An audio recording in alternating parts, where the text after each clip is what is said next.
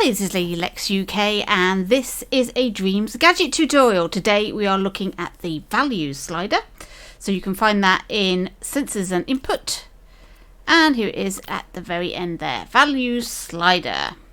Now this is a very similar gadget to the switch, except instead of being an on and off button, this is a slider. So you can move the slider along and increase and decrease the value.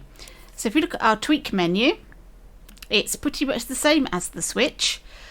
You have a minimum value and a maximum value. So at the moment it will go from 0 to 1. So if I just move this over a little bit, this will now go from 0 to 14.6. So you can change the values in here, and you can change the value of the slider by moving this along like that, or you can use the input on this side, wire that to something that will change that number, and you have the output so that number can feed into something else.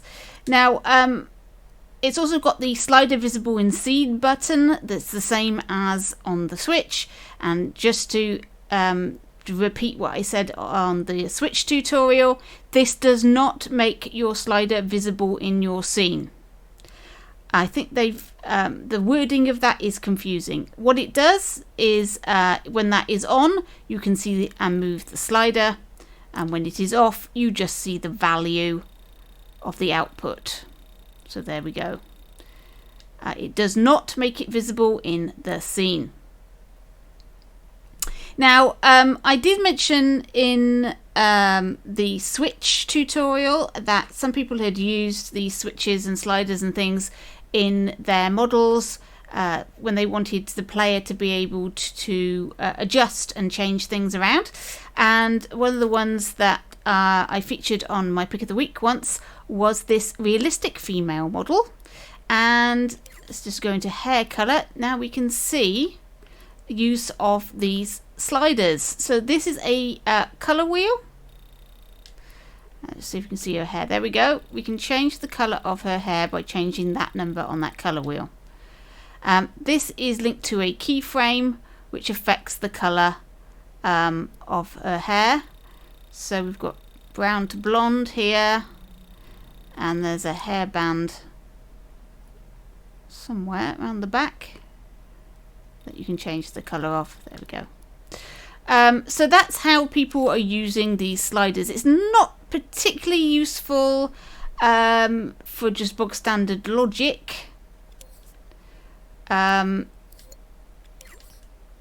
we go. There's some more sliders. But if you're making something where you want the player to have options, then here we go. This is where you use them. And this particular model has hundreds and hundreds and hundreds of sliders so that you can change things about this model. And that's how they've been used. So there we go. That's what the value slider does. It just provides a number, and that goes into a keyframe, another tweak menu, another gadget, and that number then does whatever it does, depending on how you're using it. So there you go. Thank you for watching, and I'll catch you in your dreams.